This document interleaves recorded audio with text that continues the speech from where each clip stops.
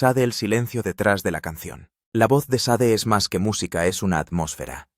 Ahumada, suave y conmovedora es el sonido de la nostalgia nocturna y la resistencia silenciosa. Con clásicos inolvidables como Smooth Operator y The Sweetest Taboo, se convirtió en la voz de la sofisticación y la profundidad emocional. Y entonces desapareció. Sus retiros públicos nunca estuvieron acompañados de escándalos, nunca se explicaron con titulares. Simplemente se retiró, lentamente en silencio, dejando a sus fans preguntándose: ¿por qué desapareció Sade de los focos? ¿Qué pasó con la mujer que definía lo cool con solo un susurro? Resulta que la verdad es mucho más íntima y mucho más desgarradora de lo que el mundo jamás supo. Born into Quiet. No todas las estrellas empiezan su vida bajo los focos. Para Helen Folasade Adu, la mujer a la que llegamos a conocer como Sade, el viaje comenzó en una maraña de ausencias, tensiones culturales y desplazamientos emocionales. Nació en Ibadan, Nigeria, rodeada de calor, color y ritmo. Pero con solo 4 años, su mundo cambió.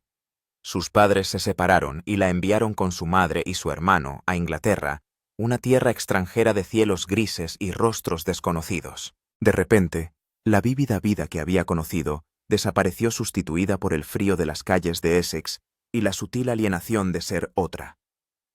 Su nombre era extraño en las lenguas inglesas. Su piel destacaba. Su voz era una mezcla de acentos que no encajaba en ningún sitio. Así que se volvió invisible. El silencio que formó el sonido. En lugar de intentar encajar, Sade aprendió a desaparecer. Se envolvió en silencio, convirtiéndose en observadora en lugar de participante. La soledad le enseñó a escuchar y a partir de esa quietud construyó su propio mundo. No buscaba llamar la atención. No lo necesitaba. Porque en su silencio se estaba formando algo raro, un sonido que algún día resonaría por todos los continentes. La calma aterciopelada de su música no era solo estilo, era supervivencia. Cada nota era un lugar para descansar, cada letra, una confesión susurrada a través del dolor de no ser vista. La salida que no entendimos. Cuando Sade se apartó de los focos no fue por arrogancia o desinterés. Fue algo totalmente distinto: autopreservación. La fama no la alimentaba, la agotaba. No necesitaba luces intermitentes ni alfombras rojas. Lo que ansiaba era algo que la fama nunca podría ofrecerle: paz, familia, verdad. Y así desapareció. Pero no porque no tuviera nada más que decir, ya había dicho todo lo que tenía que decir. Solo suavemente. Viviendo entre culturas, el pulso conmovedor de Nigeria y el orden comedido de Gran Bretaña, absorbió ambas y ninguna. Esta fusión modeló su voz, su acento, su fraseo. Cada temblor y cada pausa llevaban ecos de tierras lejanas e historias no dichas. Cuando Sade encontró por fin un escenario, su voz transmitía esa tensión y riqueza. Cada nota susurraba algo más que melodía, transmitía recuerdos, añoranza y el dolor de no ser visto. Su infancia podía parecer normal sobre el papel: escuela, familia, rutina, pero debajo había una agitación silenciosa, un sentimiento de no pertenencia y de duelo por lo que se había perdido. Ese frágil y tierno trasfondo de añoranza es lo que da a su música su profundo tirón emocional. Su voz nunca fue simplemente hermosa, era real, cruda, y estaba envuelta en la historia de una chica que se vio obligada a escuchar cuando más necesitaba ser escuchada. Incluso cuando Sade encontraba consuelo aprendiendo a cantarse a sí misma en voz baja o dibujando personajes en clase de arte, en cada respiración llevaba el rastro de su dolor. La tensión cultural, la soledad del exilio, el diálogo interno sobre a dónde pertenezco, todo se convirtió en su lienzo tácito. El dolor y la creatividad formaban una paradoja. De la angustia surgió la belleza, del aislamiento surgió la conexión. Por eso su voz se siente hoy tan íntima. Es más que técnica, es testimonio. Cuando canta escuchamos a una mujer que una vez pasó de puntillas por la vida, agobiada por la invisibilidad, y que se levantó para decir la verdad a través de la música. Su sonido es un testimonio del dolor transformado en arte y del poder imparable de una voz nacida en el silencio. Esta infancia turbulenta no la definió por completo, pero dio forma a los pilares de su arte, y preparó el terreno para una vida en la que la música acabaría convirtiéndose en su verdadero hogar. Antes de que el mundo conociera su nombre, Sade Adu estaba forjando en silencio su propio camino, pasando del modelaje a la escuela de arte y diseño, a las sombras de las bandas de funk, aprendiendo a sobrevivir en una cultura obsesionada con la creación que rara vez se paraba a observar. Después de estudiar arte en Londres, vagó por los círculos creativos, a veces modelando, a veces esbozando telas y siluetas, pero siempre sintiéndose ignorada. Su talento era brillante, pero no había escenario donde mostrarlo. Entonces, más por casualidad que por diseño, respondió a una invitación para hacer coros en Pride, una banda de funk poco conocida que tocaba en pubs modestos. En aquellas veladas poco iluminadas, mientras el humo de Prince se enroscaba en el fondo y las escobillas de la batería susurraban en la bruma, ella se mantenía en las sombras con una presencia discreta, una voz firme que se mezclaba más que irrumpir. Fue un comienzo totalmente susurrado. En una época anterior a las redes sociales, a los equipos de publicidad y a los ciclos de relaciones públicas, los artistas encontraban el éxito en salas de techo bajo y en encuentros fortuitos, y ese entorno se convirtió en su humilde fragua. Al principio nadie le prestaba atención. El público era educado. Los promotores no se interesaban, pero en algún momento de aquellas sesiones nocturnas descubrió dos verdades. Su voz tenía gravedad, y el silencio podía tener poder. Entonces llegó uno de esos raros momentos casi milagrosos, una interpretación improvisada de Smooth Operator, desconocida pero inolvidable. Con nada más que una frágil melodía y el murmullo de la multitud a sus espaldas, dio un paso al frente, y de repente, la sala se silenció. Las conversaciones se detuvieron a mitad de frase, las guitarras descansaron, la batería se detuvo, las luces se atenuaron, y el tiempo pareció respirar a su alrededor. La pequeña banda se encontró suspendida en una rara especie de reverencia despertada por su fraseo, su ritmo y el dolor conmovedor de su tono. Los exploradores de récord se acercaron, los periodistas garabatearon notas, e incluso la indiferente ciudad pareció detenerse. Ella no ladraba para llamar la atención, la llamaba. Con una producción mínima y sin ningún espectáculo sintetizado, nació Smooth Operator, no como un producto sino como una confesión, un humeante voto de autenticidad. Desafiando a las luces brillantes y las tendencias de postín, eligió el camino de la potencia silenciosa, una rebelión de terciopelo. En un mundo dominado por el synth-pop y los flashes, ella nos dio soul subestimado, íntimo e irrefutablemente real. Su éxito no se basó en presupuestos de marketing ni en brillantes sesiones fotográficas, sino que surgió de algo más profundo, un rechazo a la actuación, una exigencia de conexión, y mientras su voz se elevaba por las ondas, llevaba un trasfondo que resonaba en cualquiera que se hubiera sentido alguna vez invisible. La chica que se escondía en las sombras, la forastera que luego dio voz al dolor de la exclusión. Sei no solo se abrió paso, sino que floreció en silencio, una flor que florece en las grietas de la indiferencia. Cuando Diamond Life irrumpió en la conciencia mundial en 1984, Seid debió sentirlo como una reivindicación, un triunfo construido sobre la emoción cruda, el alma que arde lentamente y la integridad inquebrantable. El álbum se coló en las listas de éxitos de todo el mundo y le valió un Grammy a la mejor artista revelación, un Brit al mejor álbum británico y placas de platino que brillaban como una validación de su silenciosa rebeldía. Sin embargo, en medio de esta ola de aclamación, se desencadenó una tormenta más oscura que ella nunca pidió ni pudo controlar. La prensa sensacionalista británica, ávida de escándalos, aprovechó su silencio. En lugar de celebrar su arte, la etiquetaron como la diva fría, una caricatura empapada de matices coloniales y raciales. Su gracia se transformó en distanciamiento, su compostura en desdén. Lo único que había hecho era negarse a participar en el juego, sin sesiones fotográficas llamativas, sin titulares escandalosos, sin publicidad barata. Pero los medios de comunicación ya habían elegido la narrativa. Era distante, desconocida, y demasiado elegante para confiar en ella. Semana tras semana se sucedían las invenciones. Según dicen, dio a luz en secreto a un bebé oculto tras sus columpios de tambor de acero. Supuestamente derrochó en la compra de un club de fútbol lo que alimentó los rumores de que estaba malgastando su fortuna. La prensa enloqueció con estas historias, presentándolas como verdades y amplificándolas hasta que los cotilleos casuales eclipsaron la honestidad emocional de su música. No fue solo deshonesto, fue una violación personal. Una mujer que creció anhelando la comprensión, que valoraba la discreción por encima de la ostentación, ahora veía su carácter destrozado públicamente. Fue como ver su voz antes tan imponente y cálida sofocada por el rumor, en lugar de ser escuchada por su sinceridad. El aguijón fue más profundo porque Sade no era una reclusa por naturaleza. Simplemente prefirió el silencio a la mercantilización. Y el silencio fue despiadadamente reformulado como engaño. Sus entrevistas mínimas se interpretaron como arrogancia. Su mirada característica, tan a menudo interpretada como conmovedora, se transformó en desprecio. Una cita célebre resuena: «Llegué a pensar que esas máquinas grabadoras que utilizaban los periodistas desordenaban lo que decías como si fueran un liquidador». No era humor, era angustia.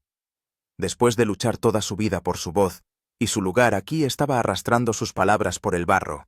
Sin embargo, los mismos elogios que validaban su arte ahora se sentían vacíos. Los trofeos brillaban como símbolos huecos en una casa ensombrecida por la desconfianza. De repente, el mismo mundo que alababa su música empezó a dudar de su humanidad. Y en ese espacio de dualidad venerada pero difamada, Sade se enfrentó a una crisis más allá del agotamiento creativo. Quedó al desnudo emocionalmente, su integridad fue cuestionada y su persona fue mal etiquetada públicamente. En Estados Unidos, la radio y los fans acogieron su sinceridad, pero en casa la confianza se había quebrado. Fue celebrada y asediada, amada y difamada. A medida que las entrevistas se agotaban y las apariciones públicas se hacían menos frecuentes, Sade empezó a suavizarse casi imperceptiblemente. Sus siguientes propuestas musicales conservaron la elegancia, pero el alma temblaba de cautela. Cada nueva letra parecía llevar una capa de contención protectora, como si hubiera levantado muros emocionales para protegerse de nuevas agresiones. Siguió actuando, pero los focos ya no le parecían su hogar. Se sentía como un posible campo de batalla. Así pues, aunque Diamond Life fue el momento de su llegada explosiva, también fue el crisol que puso a prueba su esencia. El avance se convirtió en un punto de ruptura. Detrás del platino y los elogios, había una mujer abrumada por la distorsión, por imágenes que nunca apoyó, por preguntas que nunca formuló. Los picos más altos del éxito vinieron acompañados de los valles más bajos de la vulnerabilidad, y Sade los afrontó sola, maltratada por titulares que olvidaban lo que la distinguía: en primer lugar, la verdad sin filtros de su voz. Cuando el resplandor de la fama empezó a atenuarse y los tabloides dejaron de morder, Sade se retiró en silencio a las sombras. Pero lo que siguió no fue nada pacífico. Después de que su matrimonio público con Carlos se desvaneciera, encontró refugio y amor en el productor Bob Morgan, y la pareja escapó a Jamaica en busca de refugio. Pero Jamaica se convirtió en un crisol. En una tarde húmeda, fue detenida por la policía, sin motivo, sin aviso. La atmósfera cambió al instante. El conductor inocente, el artista con alma, se convirtió en un objetivo. Se vio sacudida de la calma que había construido. Le pidieron dinero. La amenazaron con cargos imprecisos. Le retuvieron el pasaporte, le confiscaron su dignidad. Más tarde recordó el incidente como una traición surrealista a la humanidad que iba más allá de la inconveniencia. Se convirtió en una lección de miedo y vulnerabilidad. Huyó de la isla al amanecer con sus planes destrozados, jurando en silencio que nunca volvería, que ningún paraíso volvería a costarle su sensación de seguridad. De vuelta a Inglaterra, el silencio que una vez acarició se convirtió en una soledad hueca a medida que afloraban las sombras de su carrera. Se avecinaba una nueva tormenta. No de los fans, sino de alguien en quien una vez había confiado. Paul Cook, antiguo miembro de la banda y co-guionista de su primer material, presentó una demanda reclamando derechos de autor y créditos de la época de Pride. La batalla se prolongó desde 1995 hasta 2023, un escalofriante testamento de fantasmas sin resolver. Los papeles legales sustituyeron a las letras de las canciones, las declaraciones a las sesiones de composición. Llegaba a las audiencias vistiendo una armadura parecida a la compostura, pero por dentro se sentía expuesta como si alguien desenterrara su juventud en las salas de los comités suburbanos, recordándole de dónde venía y a qué había sobrevivido. Cada comparecencia ante el tribunal reabría viejas heridas. Las noches despreocupadas en los pubs, la magia de las juergas nocturnas, la esperanza de los sueños colectivos. Ahora diseccionados y escudriñados, estos recuerdos se retorcían en pruebas, argumentos, reclamaciones. Luchó no solo por los créditos que le correspondían, sino por su historia, la verdad de lo que había aportado, quién había sido y en quién se había convertido. En medio de las batallas judiciales y el agotamiento emocional, Sade fue también la guardiana de una joven vida. Su hijo, nacido en Jamaica con Bob, se convirtió en el ancla que la mantenía unida. Lo protegió de los medios de comunicación, de los cotilleos y de la incertidumbre, cuidándolo en las noches tropicales, cantándole canciones de cuna, a la luz de las lámparas, enseñándole a plantar semillas y a amar las voces silenciosas de la tierra. Y sin embargo, el drama de los tribunales y las amenazas extranjeras persistían, recordándole constantemente que incluso en los espacios privados no era totalmente libre. La música se deslizaba en grabaciones privadas, maquetas guardadas en desvanes, notas de voz, grabadas a la tenue luz de las ventanas, melodías nacidas de la reflexión más que de la ambición. La músico que antes llenaba estadios se había encerrado en sí misma haciendo música para ella y su hijo lejos de los micrófonos y las actuaciones. La contienda legal con Cook no solo fue incómoda, sino desgarradora. Durante casi 3 décadas vio cómo su nombre y su trabajo eran diseccionados en la jerga legal. Sus primeras creaciones se redujeron a contratos y créditos. En los tribunales públicos oyó cómo las mismas historias que una vez cantó volvían como hechos áridos. Reivindicación de la autoría en noviembre de 1982, impugnación de la contribución a la sesión en enero de 1993. Cada línea de la transcripción del juez era un recuerdo que ella había conjurado para crear armonía. Melodía, significado ahora aplanado por términos procesales. Llevaba escritos jurídicos en el bolso. Ella albergaba la melodía en su corazón. El choque entre el arte y la ley le resultaba profundamente personal. ¿Podría un documento definir realmente la creación? ¿Podría un tribunal validar realmente el alma? A través de todo esto, su espíritu se templó pero inquebrantable. Cuando se desataban tormentas en Jamaica o en la sala del tribunal, se desgañitaba con silencio y una tranquila dignidad. Buscó pequeños actos de resistencia, negándose a hacer declaraciones públicas, no concediendo entrevistas, dejando oír su voz, pero sin devorar titulares. En las trincheras de la disputa, guardaba su frontera emocional, susurrando a su hijo sobre el valor, sobre las raíces, sobre la integridad. La mujer que antes ofrecía humeantes invitaciones al desamor, ahora construía una fortaleza de silencio en torno a la vulnerabilidad. Lo peor de todo eran las noches en las que permanecía despierta en su ahora silenciosa casa, lo bastante grande como para hacer eco, pero lo bastante vacía como para oprimirle el pecho. Ninguna guitarra esperaba junto a su cama, ningún premio brillaba bajo los rayos de la luna, solo corrientes de aire que exigían atención y dolor que exigía liberación. Se preguntaba cómo se cura cuando la memoria se ha convertido en evidencia y el alma en argumento. Pero en esas horas oscuras audicionó la resiliencia. Cada hoja de papel archivada, cada testimonio prestado, la hacían estar más segura de que valía la pena defender la verdad, aunque el precio fuera la soledad. A medida que los juicios llegaban a sus conclusiones, unas veces a su favor y otras no, las heridas emocionales permanecían. No volvió a producir un álbum de estudio durante años, no por silencio creativo, sino por protección emocional. Se alejó de los escenarios que una vez poseyó, pero permaneció inquebrantable. Fuera de la vista reescribió su vida. Mentora, madre, creadora privada. Jamaica se quedó atrás. Inglaterra le ofreció una fría seguridad, pero su corazón permaneció cauteloso.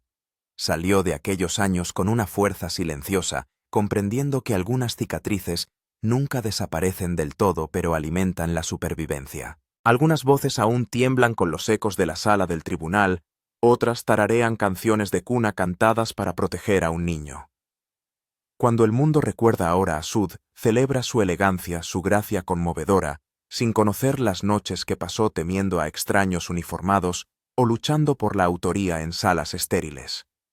El público lee elogios, ella llevaba cicatrices. El público escuchaba su disco, ella llevaba recuerdos de las salas de los tribunales. El público conoció a su hijo como una bendición, ella lo conoció como ancla y su razón para perdurar. Esta época de retirada no fue ausencia, fue creación nacida de la crisis, silencio ganado en la batalla, dignidad forjada en la prueba más profunda. Fue quizás la mejor actuación de todas, reivindicando su vida en sus propios términos, más allá de la melodía y los focos, y enseñándonos que el triunfo más épico es a menudo el que no ve el público.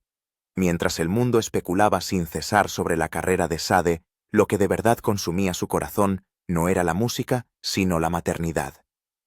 Lejos de las cámaras, los estudios y los escenarios, se dedicó por completo a criar a su hijo Isaac. Nacido durante un capítulo turbulento de su vida, se convirtió en su santuario y su triunfo silencioso. En un mundo en el que se espera que las madres famosas proyecten perfección, Sade ofrecía algo más profundo, una devoción silenciosa, sin titulares, sin alfombras rojas, sin el papel de madre. Solo una mujer que amaba ferozmente a su hijo, construyendo un hogar que protegía algo más que la intimidad, protegía la identidad, la verdad y el devenir. A medida que Isaac crecía su propio viaje hacia el autodescubrimiento, le planteaba nuevos retos. Cuando salió del armario como transexual, no hubo ruedas de prensa ni frenesí sensacionalista, porque Sade ya había construido una fortaleza de seguridad a su alrededor.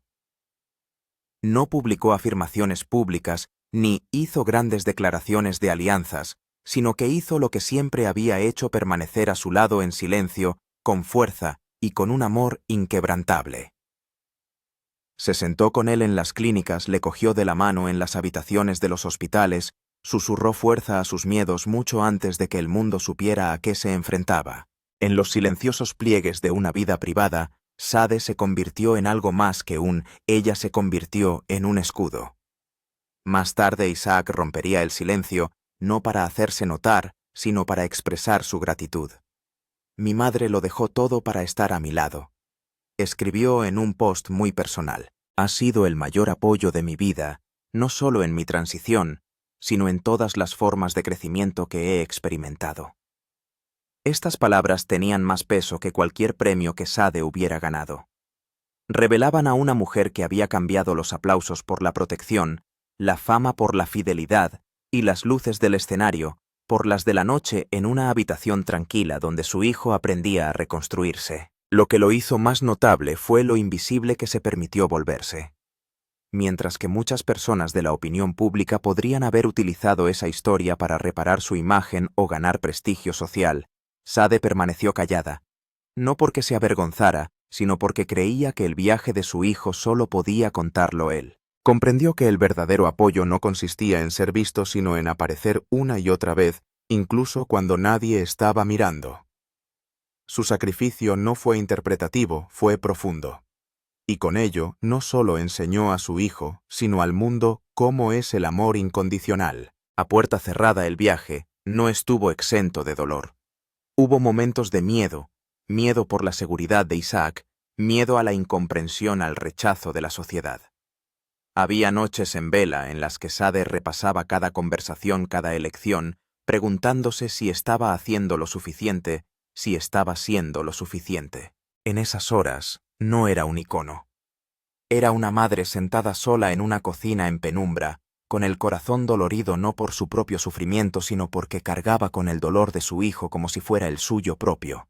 Al mismo tiempo, había belleza en esas batallas íntimas. Enseñar a Isaac a replantar un jardín como metáfora de la curación, cantar suavemente mientras le cepillaba el pelo durante su recuperación, elegir cuidadosamente las palabras al explicar la dureza del mundo, sin dejar nunca que arraigue la amargura.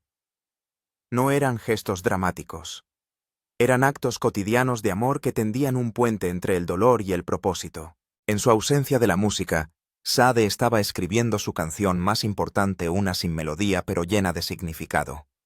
Sin embargo, sería injusto decir que Sade desapareció durante esos años. No desapareció. Ella evolucionó.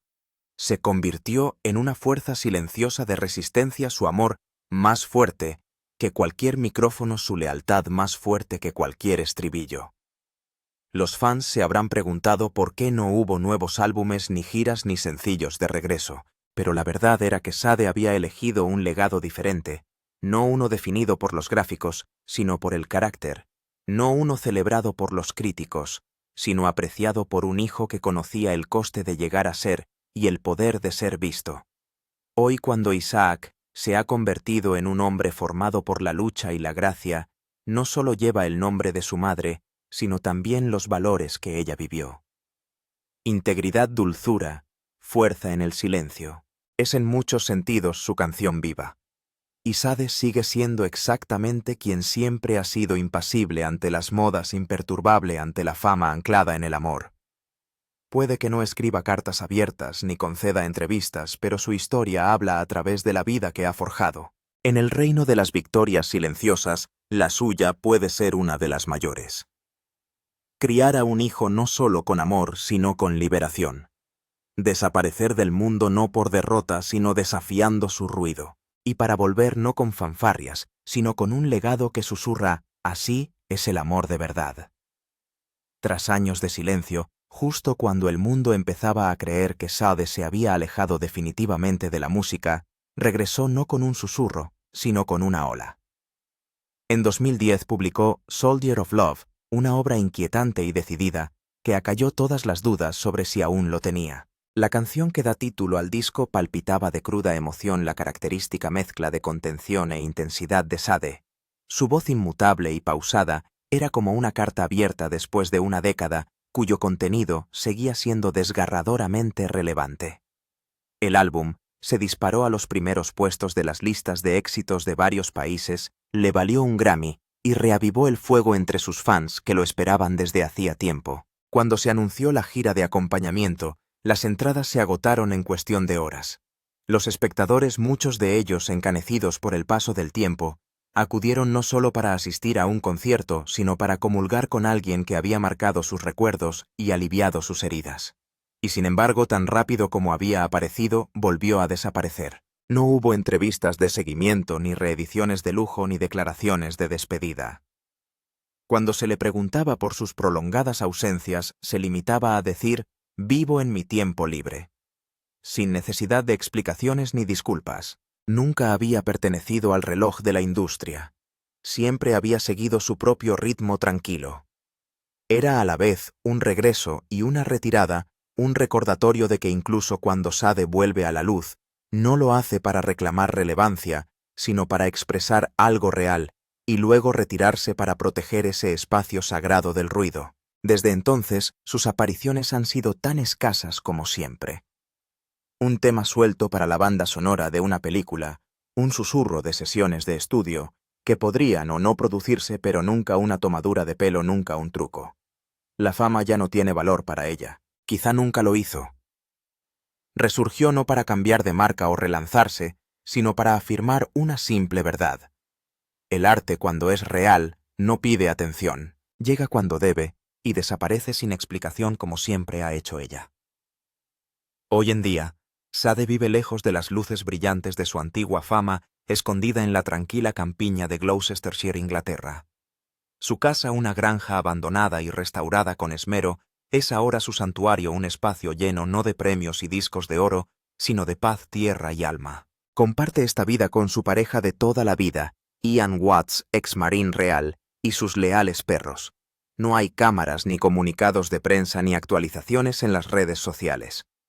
Sade vive totalmente al margen, prefiriendo los ritmos de la naturaleza a los algoritmos de Internet. Mientras el mundo gira cada vez más deprisa, ella se mueve a su propio ritmo, cuidando su jardín con la misma gracia que antes ponía sobre el escenario.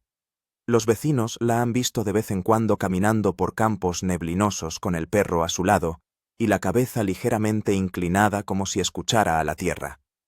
Sus amigos dicen que disfruta cocinando cuidando a su anciana madre y con las tranquilas repeticiones de la vida rural. No se esconde sino que protege algo sagrado. En 2020, durante un raro momento captado por su ahijada Leah Said, apareció con su familia, su pareja Ian, su madre Granny Annie y su perro Jesse James, paseando tranquilamente por su propiedad. Fue una rara ventana a su mundo sin modas ni actuaciones, solo presencia. Ya no persigue el aplauso, abraza la tranquilidad. Sade ha dicho, vivo en mi propio tiempo, y ahora ese tiempo está lleno de la lenta floración de las flores, la leal compañía de los animales y el inquebrantable consuelo del amor elegido. La fama ya no la domina, no tiene nada que demostrar. Su vida ya no gira en torno a las listas de éxitos ni a los elogios de la crítica, sino en torno a lo sagrado ordinario, la quietud que cura, el amor que perdura y la intimidad que protege lo más humano. Al alejarse, no ha desaparecido, simplemente ha vuelto a sí misma. Aunque hace tiempo que Sade se retiró de la escena pública, su presencia sigue siendo inconfundible. Su música, escasa pero rica, sigue resonando entre generaciones de artistas y fans por igual. Iconos como Beyoncé, Alicia Keys, Frank Ocean y The Weeknd la han citado como influencia no solo por su sonido atemporal, sino por su negativa a comprometer la autenticidad. En un mundo obsesionado con el ruido, Sade demostró que el silencio puede ser la voz más poderosa de todas. Sus canciones, llenas de contención y dolor, siguen resonando en los corazones que recuerdan lo que significa sentir profundamente. Su elegancia nunca fue un espectáculo sino una forma de ser. Su fuerza nunca era ruidosa, estaba en su quietud. Como dijo un crítico, a veces, las voces más silenciosas son las que más duran. Y la voz de Sade, humeante, tierna, desafiante, aún perdura mucho después de que se apague la última nota. Nos enseñó que desaparecer no significa desvanecerse, sino elegir la paz antes que la actuación, la sustancia antes que el espectáculo, el amor antes que el legado. Su historia no trata solo de fama o música, sino de dignidad, resistencia y fidelidad a uno mismo, en un mundo que siempre exige más. Su retirada no fue debilidad, sino fuerza de la más rara especie. Y en su silencio puede que haya hablado más alto de lo que la mayoría podría hacerlo jamás. ¿Y usted? ¿Alguna vez ha preferido la paz al ruido? ¿Alguna vez se ha alejado de algo para proteger su propia alma? ¿Qué significa Sade para usted?